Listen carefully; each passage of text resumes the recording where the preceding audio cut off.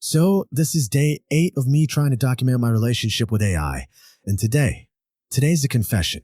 It's about a pattern I've been actively avoiding, a habit that I knew was forming, but honestly, I just didn't want to look at. There it is. I just copy, paste, and wait for the answer. I don't really engage with the problem anymore. And yeah, part of me knew this was happening, but a much bigger part just wanted the friction to go away. And this is the real heart of it, right? This isn't a story about developer productivity. It's about a fundamental shift in how I think. It's that quiet moment when the impulse to solve a problem gets replaced by the impulse to ask for the solution. And this little personal shift, well, it points to a much deeper biological pattern. And that phrase, use it or lose it, it's not just some saying your gym teacher used to yell. It's a measurable biological process. The way we consistently behave literally rewires the very organ we use for thinking. For the longest time, we kind of thought the adult brain was more or less fixed. But neuroscience has completely flipped that idea on its head. It turns out our brains are massively plastic. They are constantly changing and adapting to what we do every single day. Okay, so here's the crucial point. Your brain optimizes for your current behavior. Think of neural pathways like muscles. The ones you use get stronger. The ones you neglect, they get weaker. They get rusty, and eventually they can even disappear. It is the literal biological definition of use it or lose it. And this is the slippery slope. It goes from a conscious choice to an unconscious inability. It starts innocently enough with delegation. I could read that error message, but it's just faster to ask the AI. But that leads to dependency. Pretty soon, my first instinct isn't to read it myself. And then comes atrophy. That's that moment of doubt when you look at a problem and a little voice in your head asks, wait, how do I even start this without help? And look, if you think this is just some niche problem, even the CEO of OpenAI, Sam Altman, admitted this. He said, I had forgotten how to work without it. This isn't about being lazy. It's about a technology that is so good, it can seamlessly replace a function that we used to own ourselves. And it turns out, this is a very, very old story. The anxiety that we're feeling about this, it's not new. Every single major intellectual technology has brought with it this fear of what we might lose in the process. I mean, this feels so modern, but it's not. Over 2,000 years ago, Socrates was worried that the act of writing would weaken our memory, that we'd start outsourcing the act of remembering to scrolls instead of building knowledge inside our own heads. Sound familiar? We've seen this play out before, right? GPS meant we didn't have to build mental maps. Calculators meant we stopped practicing mental math. Google meant we didn't have to memorize facts. But look at the skills on the right side of this slide. This is different. AI isn't just outsourcing a fact or a simple calculation.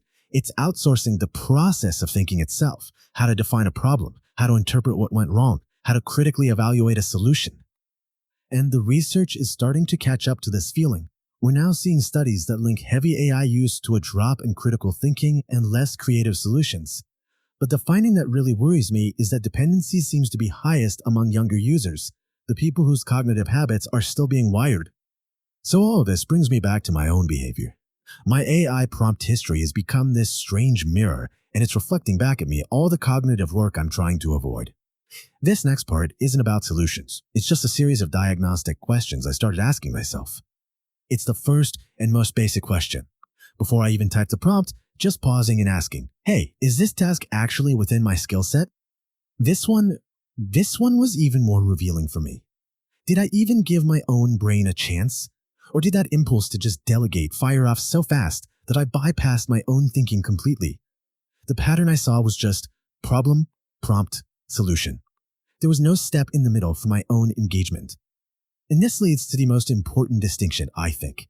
Am I using AI to execute a plan that I've already come up with, or am I asking it to do the understanding for me because I don't want to, or maybe I feel like I can't tackle the problem myself? So I came up with this thing I call the Rust test. It's just a practical way to check on the state of those neural circuits we were talking about. If you can still do the task, but maybe you're a bit slower, that's probably healthy. You're just using a tool for efficiency. If you really struggle, that's a warning sign. That muscle is getting rusty. And if you genuinely can't do it anymore, well, that's atrophy. And it really all comes down to this choice. You can use the exact same tool in two completely opposite ways. The augmentation path forces you to think first, which strengthens your own abilities. The substitution path, well, that weakens them. Every single prompt we write is a choice between one of these two paths. Which, brings me back to today. I'm on day 8 of this, and I need to be really clear. I am documenting this, not solving it. I'm still very much caught in this pattern. Some part of me, maybe naively, believed that just seeing the problem, just understanding neuroplasticity and the risks, would be enough to change my behavior. Yeah, it's not that simple. The habit is incredibly strong. That path of least resistance is really, really powerful. Just yesterday, I literally caught myself copying an error message before I'd even finished reading it, and for the first time I paused, and I made myself read it first. It was a tiny thing, but I noticed it. The only thing that's really changed is that now I see the choice as I'm making it. And this is the question that kind of haunts me now. If the power goes out, if the API is down, if I'm ever in a situation where I simply have to rely on my own mind, what's going to be left? What have I been training my brain to become excellent at? Ultimately, that's what this is all about. Your prompt history is basically a workout log for your brain. It's a perfect record of the cognitive tasks you're choosing to practice and the ones you're choosing to let go of. The only question is whether you're willing to actually look at it. Which leads me to what I'm grappling with tomorrow. What happens when the AI makes me sound smart, but I don't actually understand what I've just written? That's day 9.